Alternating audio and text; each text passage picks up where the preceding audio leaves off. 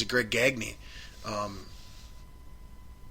But it works, okay? It doesn't hurt the team. He can play his position for 9 innings, defensively and offensively, and not do anything that is going to take away opportunities from his team to win the game. Danny Santana, on the other end, made a really bad habit of doing that on a regular basis. I wish Danny Santana nothing but the best. I hope he gets it figured out. I hope he can be a successful ball player for the Twins or for someone else. But I don't see it working with the Twins. Definitely not this year, and I don't think it's ever going to work out with him for the Twins. He's just not our type of shortstop for this organization. And I think Escobar is an amazing utility guy. Ultimately, that's how he is kept. However, for the time being, for this season, he's your starting shortstop, and he's earned that right. And that's not a bad thing if you're a Twins fan. So, Escobar, point being is keep doing a good job. Keep it up. This team needs you. This team needs steady production, consistent predictability at the shortstop position. We couldn't get that from Santana at any point this year, and you have been doing a great job at it the last several weeks. So keep it up, Escobar. All right. Well, that's baseball talk. All right. That is everything that we've got for baseball. Actually, no. Let's take a look at the Twinkies schedule here real quick and then that'll be everything that we got for baseball. All right. So currently, the Twins are playing a 3-game home series versus the Chicago White Sox. Last night's game was at 7:10. Tonight's game was at 7:10.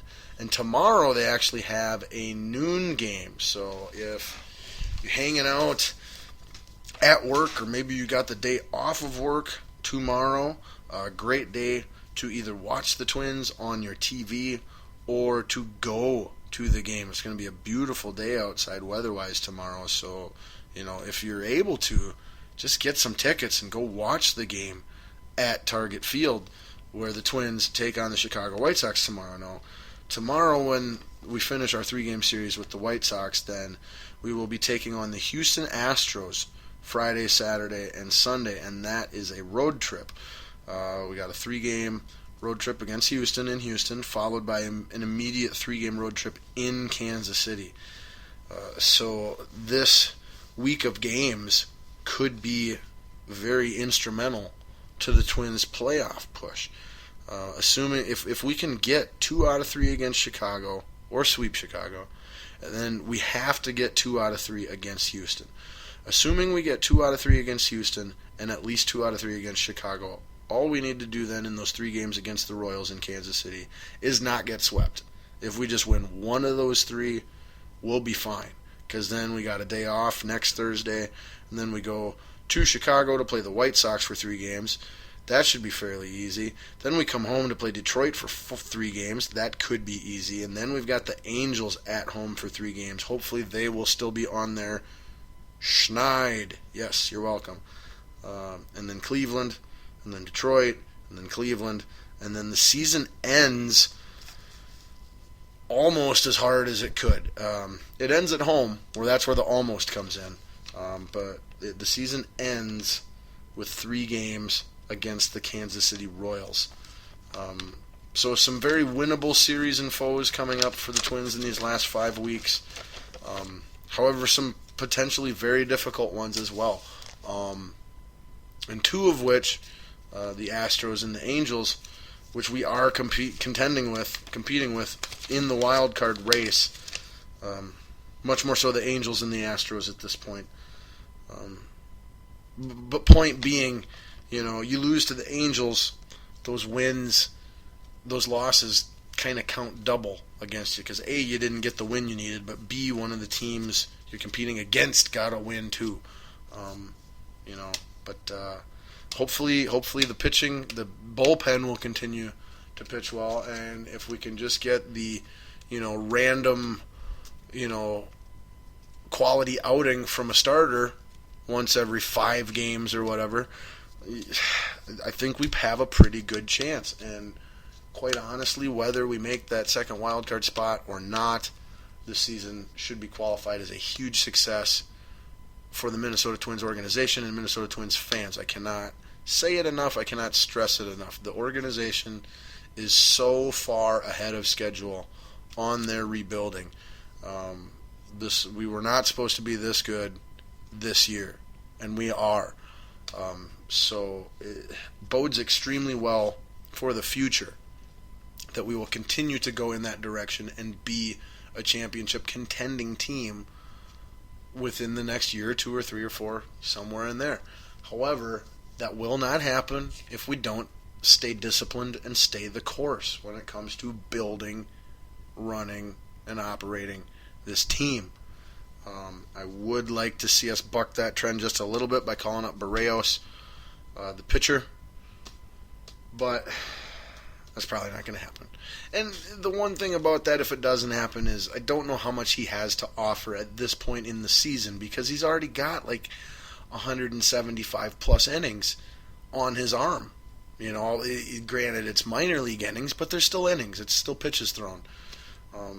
So that's the one thing where if he doesn't get called up, who knows? Maybe he doesn't have that much to contribute right now, and we don't want him blowing out his arm here just for, one final month of the season, and then our ace for the next 5-10 years is no longer, a viable option.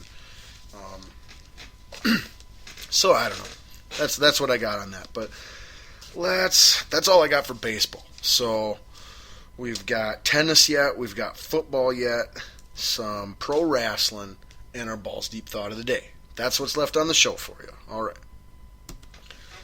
Let's get you caught up on the U.S. Open. That won't take too terribly long. It'll be kind of like a quickie meat, half quickie, half meat type of thing. And then we'll get the big load of football in before we get to our Balls Deep Thought of the Day and squeeze in a little bit of pro wrestling talk as well. All right, so we are currently in the second round of the U.S. Open tennis tournament held yearly in New York. Round 1 started on August 31st. Taking a look at the men's singles side here in round 2, the Joker, number 1 player in the world, Novak Djokovic, he played tonight against Hayder Maurer, and I'm sure Joker won. We had, a really good match between Seppi and Gabashvili.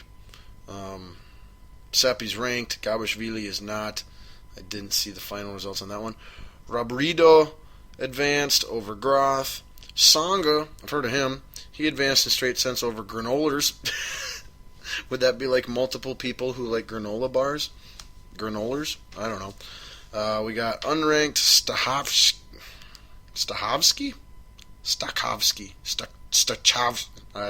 whatever. SS versus IM. They're both unranked. We probably shouldn't care. Marchenko would be the guy who lost. And then we got a pair beating an Ilhan. And we got an upset. Kukushkin beat Dimitrov in 5 sets. So that one went the distance. Kukushkin's going the distance.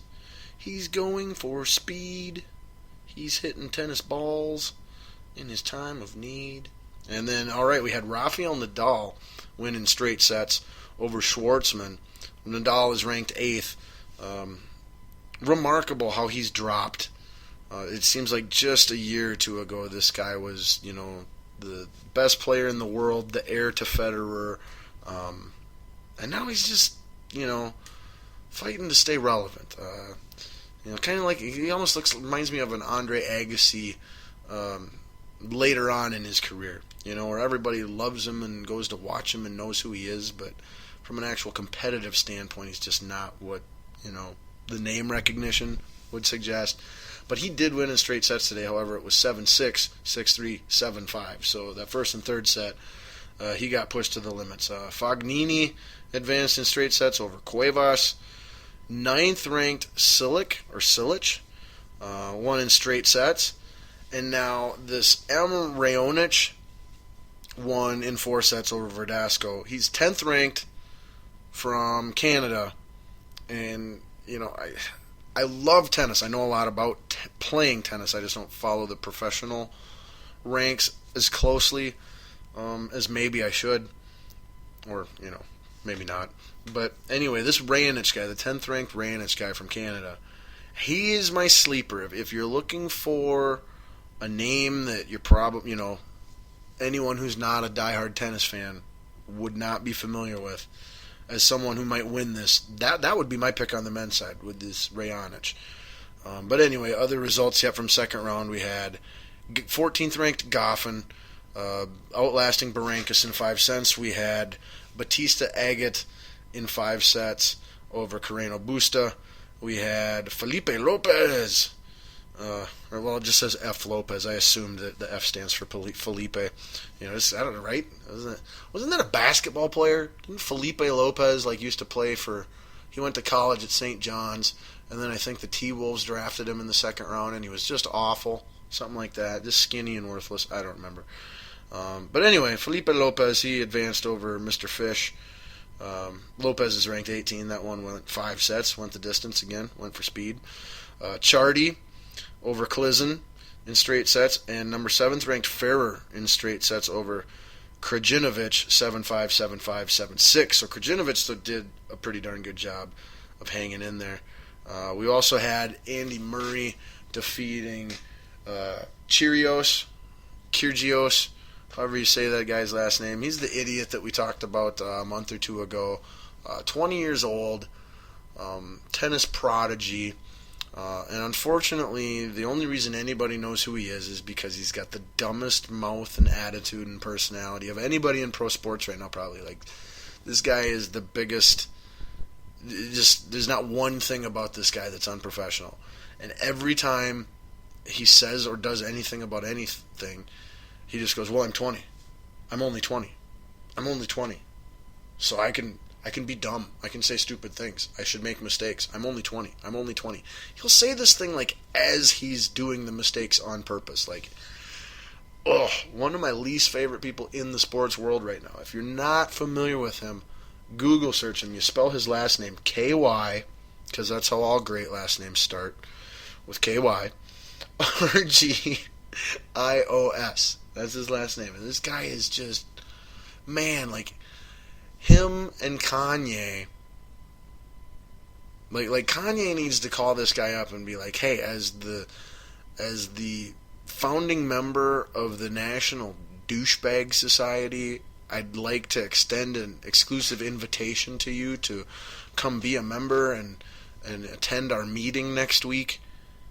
Because, oh my gosh, like I said, just go look this guy up. I'm not even going to get into it. Just giant idiot. Gets all this kinds of attention. He's getting really famous, and not for doing anything on the tennis courts. I think the best he's ever done is he's made it to quarterfinals twice in majors. Whoop-de-doo! What does it all mean, Basil? But so there's a name to keep an eye on. Of course, the name that everyone is watching and cares about is Serena Williams, as she is going for her calendar Grand Slam. She could win all 4 Grand Slam titles, championships, in the same calendar year. This has not been done since Steffi Graf did it in 1988. So this is, there you go. Boy, what would be more impressive?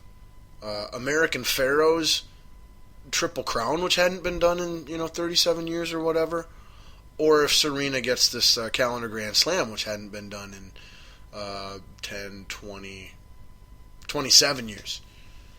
That's an interesting question. Serena or American Pharaoh? Who's more impressive? But for the sake of sports in general, especially the sport of tennis, and for women athletes everywhere too, I really hope that Serena Williams is able to win her not only her 4th consecutive major here now, but actually it'd be her 5th at least, because she won the U.S. Open last year, but it would be her 4th consecutive U.S. Open championship. That's right, she's won the last 3 U.S. Opens in a row.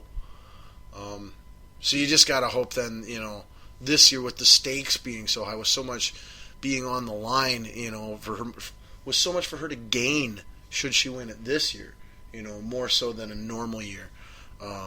Me as a casual fan, I hope that that this isn't the year someone upsets her. I hope that she goes on and keeps